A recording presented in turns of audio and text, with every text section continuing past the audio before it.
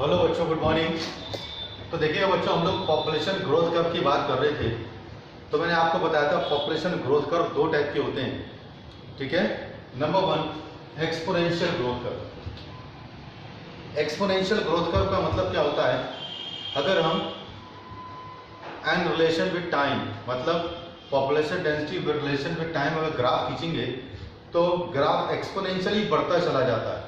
और कर्व बच्चों कैसा आता है? जे शेप कर्व आता है। तो ऐसे ग्राफ को बोल देते हैं बच्चों हम एक्सपोनेंशियल ग्रोथ कर्व। ये कब पॉसिबल होता है? जब रिसोर्सेज अनलिमिटेड होते हैं। तो जब रिसोर्सेज अनलिमिटेड होते हैं तो जो पॉपुलेशन होगी उन रिसोर्सेज का यूज करेगी और क्या करेगी? पॉपुलेशन बढ़ाएगी। मतलब कोई महामारी ना आए, किसी चीज की कमी ना रहे, तो क्या करती रहेगी? पॉपुलेशन ग्रोथ बढ़ता चला जाता है। तो कहते हैं जब रिसोर्सेज अनलिमिटेड होते हैं तो पॉपुलेशन तेजी से बढ़ती चली जाती है। कैसे? तो बोलते हैं एक्सपोनेंशियली बढ़ती चली जाती है। स्टेशनरी फेज नहीं आता, बढ़ती चली जाती है। तो इस तरीके से अगर हम एंड रिलेशन विद टाइम एक ग्राफ को प्लॉट करते हैं तो the graph is always be a J shape. तो उसी की बच्चों बात करता हूँ। तो देखिएगा, एक्सपोनेंशियल ग्रोथ कर्व लिखा है बच्चों सामने। तो एक्सपोनेंशियल ग्रोथ कर्व क्या होता है? तो कहते हैं द एक्सपोनेंशियल और geometric growth curve is common. ये कब होता है? वेयर द रिसोर्सेज जैसे मैंने बोल दिया, फूड की अवेलेबिलिटी है, रहने की जगह है, स्पेसेस आर अनलिमिटेड। जब रिसोर्सेज अनलिमिटेड होते हैं, रिसोर्सेज मेनली फूड और रहने की जगह अनलिमिटेड होती है, तो ग्राफ एक्सपोनेंशियली बढ़ता चला जाता है, ठीक है। तो देखिएगा, मैंने पॉपुलेशन ग्रोथ कर्व बनाया हुआ है यहाँ पर। ये एक्सेस कैसे शो करती है? ये पॉपुलेशन डेंसिटी जिसे हम कहते हैं एन को शो करती है। ये relation with time T times को शो करता है। तो जैसे जैसे टाइम बढ़ता है वैसे वैसे तेजी से जो है पॉपुलेशन बढ़ती चली जाती है, इस तरीके से, ठीक है। Carrying capacity beyond carrying capacity, मतलब कैरिंग कैपेसिटी को पार कर जाती है। के का मतलब होता है कैरिंग कैपेसिटी। कैरिंग कैपेसिटी क्या होती है बच्चों, मैं आपको बता दूं। तो कहते हैं एवरी इकोसिस्टम और एनवायरनमेंट और हैबिटेट, चाहे वो कोई इकोसिस्टम है, चाहे कोई एनवायरनमेंट की बात करते हैं या किसी हैबिटेट की बात करते हैं, हैज लिमिटेड रिसोर्सेज। वहां पर रिसोर्सेज कैसे होते हैं बच्चों? लिमिटेड रिसोर्सेज होते हैं। किसके लिए? किसी इंडिविजुअल के सर्वाइवल के लिए, to support a particular maximum number of individual. मैंने कह दिया, ये सपोज कोई मैदान है, इस मैदान में 50 लोग आराम से रुक सकते हैं, क्योंकि जो रिसोर्सेज है 50 मेंबर इसको आराम से यूज कर सकते हैं, ये सर्वाइव करेंगे। तो इस मैदान की, इस फील्ड की ये लिमिट होगी। तो ये क्या कहेंगे? इसकी कैरिंग कैपेसिटी है। अगर इसमें 100 लोग घुसा दूं तो क्या होगा? कोई सर्वाइव नहीं कर पाएगा। तो इस मैदान की जो कैरिंग कैपेसिटी है वो कितनी है? 50 है। तो वही मैंने बोला यहाँ पर कि कैरिंग कैपेसिटी क्या होती है? किसी भी इकोसिस्टम, किसी भी एनवायरनमेंट या किसी भी मतलब हैबिटेट में एक लिमिट होती है। वो लिमिट क्या करती है? जो वहां पर लोग रहते हैं उनको सपोर्ट करती है। तो लिमिट एक मतलब मैक्सिमम लिमिट होती है। तो उस मैक्सिमम लिमिट को बच्चों कैरिंग कैपेसिटी कह देते हैं और के कहते हैं। तो इस ग्राफ में कैरिंग कैपेसिटी का मतलब नहीं होता। क्यों? क्योंकि मैंने क्या बोला, जो लिमिट है वो अनलिमिटेड है, मतलब जो रिसोर्सेज है वो अनलिमिटेड है, इसलिए ग्राफ एक्सपोनेंशियली बढ़ता चला जाता है। तो इस ग्राफ को हम एक्सपोनेंशियल ग्रोथ कर्व कहते हैं। और ये किस शेप का आता है? तो देखिएगा, ये जे शेप आता है, इसको बोल देते हैं जे शेप कर्व। तो कहते हैं when if we plotted a graph in between and relation with time, then this graph is always be a J shape. क्यों? Because in it resources are unlimited. अब देखिए, मैं इक्वेशन की बात करता हूं। अगर एक्सपोनेंशियल ग्रोथ कर्व को हम डिराइव करेंगे इक्वेशन के थ्रू बच्चों, तो dn ओवर dt, ये आपने पढ़ा हुआ डिफरेंशिएशन वगैरह पढ़ा हुआ, वहां से निकाला हुआ, dn over dt is equal to b minus n। b minus मतलब बर्थ रेट माइनस जो है n क्या हो गया? पॉपुलेशन हो गया, n टू n। अब यहां पर b बर्थ रेट और डेथ रेट, बर्थ रेट में डेथ रेट निकाल दे तो बच जाता r। तो अगर हमने b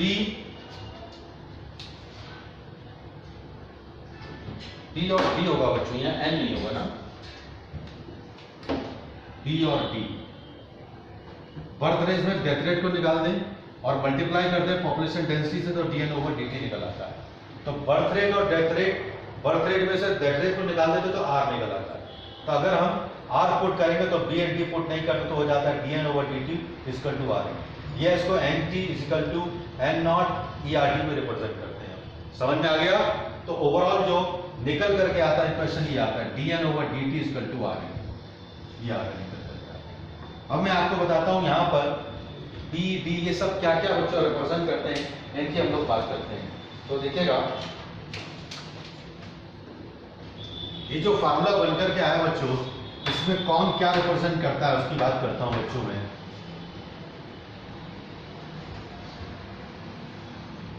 तो देखिएगा N equal to population size. N का मतलब क्या होता है? N is equal to population size. किसी भी पॉपुलेशन को साइज को बच्चों में N से रिप्रेजेंट करते हैं। Number second, NT equal to population size after time t। NT equal to population size after time t। After time t का मतलब अगर हम पॉपुलेशन साइज को निकालते हैं तो कहते हैं आज के बाद, जब पॉपुलेशन काउंट करना चाहते हो और 5 साल बाद क्या होगा, तो आज की वैल्यू लिखना पड़ेगी ना, तो इनिशियल वैल्यू को हम NT से रिप्रेजेंट करते हैं। नेक्स्ट होता है N0, population density at time 0। Population density at time 0। ठीक है, ये क्या था NT मतलब मैंने कह दिया आज पॉपुलेशन है, आज कितनी है वो ये लिखोगे N0 हो गया, और 5 साल बाद कितनी हुआ NT हो जाता है। एक पर्टिकुलर टाइम पर कितना होता है उसे NT कह देते हैं, और इनिशियल जो होता है उसे N0 कह देते हैं। और यहाँ पर क्या intrinsic rate of natural resource होता है। Here R is equal to intrinsic rate of natural resource. ये बहुत इंपॉर्टेंट फैक्टर होता है। कैसे होता है बताएंगे अभी हम। E यहां पर क्या दिख रहा है, जैसे E दिख रहा है बच्चों, तो E क्या है? E the base of natural logarithm. E is equal to base of natural logarithm. Natural logarithm की वैल्यू कितनी होती है बच्चों? ये लॉग की वैल्यू 2.71। इस E की वैल्यू की बात करें 2.71, 82881, ये इसकी वैल्यू। ठीक है, 82881 नहीं, इस वैल्यू को याद रखना। इसमें हम E की जगह इस वैल्यू को भरते हैं। तो ये बेस ऑफ नेचुरल लॉगरिथम होता है बच्चों। B बर्थ रेट होता है और D डेथ रेट हो जाता है। B is equal to birth rate और D is equal to death rate हो जाता है। मैं इसकी बात कर रहा हूं फार्मूले की। तो देखिए N क्या है? N पॉपुलेशन साइज होता है। NT क्या होता है? Population size after time t। N0 क्या होता है? N0 क्या होता है? Population density after time at time t। R natural intrinsic rate of natural resource होता है। E base of natural logarithm होता है। ये बर्थ रेट होता है, डेथ रेट होता है। इस फार्मूले की बात करें बच्चों। ठीक है, तो मैंने आपको बता दिया कि इस सम में सबसे इंपॉर्टेंट ये वैल्यू होती है। दूसरी बात मैंने बताया कि अगर हम एन रिलेशन विद टाइम एक ग्राफ खींचते हैं तो कैसा आता है? It is always V or J shape पर। ठीक है, अब यहाँ पर R जो होता है, ये जो R की बात कर रहे हैं, R जो है एक इंपॉर्टेंट पैरामीटर होता है। इसी के बारे में पढ़ना है बच्चों। R जो होता है बच्चों एक इंपॉर्टेंट पैरामीटर होता है। ठीक है, और R किस बात पे डिपेंड करता है? बायोटिक और एबायोटिक के इंटरेक्शन पे डिपेंड करता है। देखो मैंने यहां पर क्या बताया, R क्या है? कितने पैदा हुए और कितने मर गए।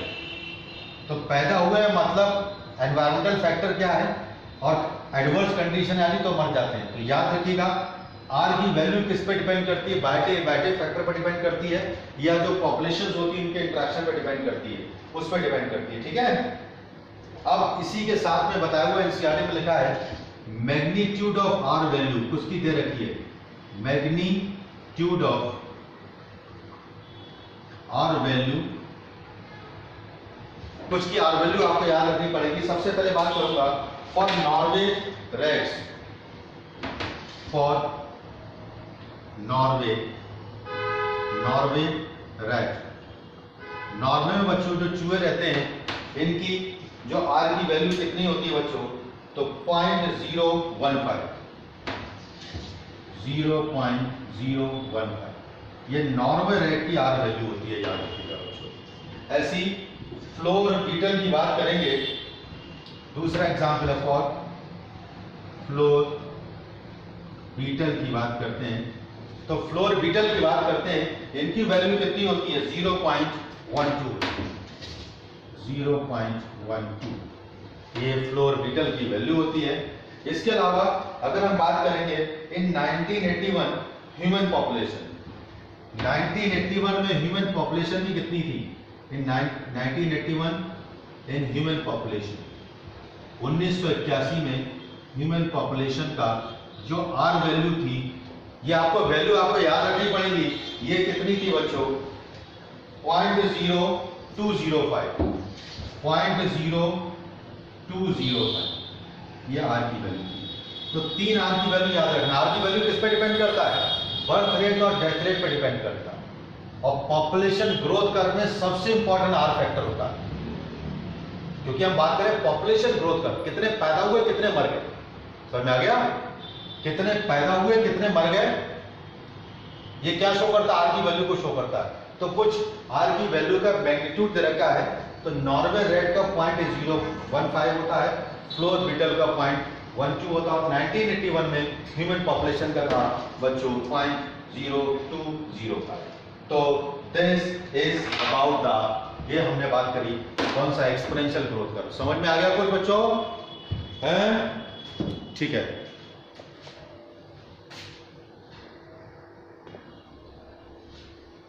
तो बच्चों नंबर सेकंड ग्रोथ कर्व की बात करते हैं, कौन सा है, लॉजिस्टिक ग्रोथ कर्व होता है। तो लॉजिस्टिक ग्रोथ कर्व की बात करते हैं, तो ये मोर रियलिस्टिक ग्रोथ कर्व होता है, मतलब ऐसा ही होता है।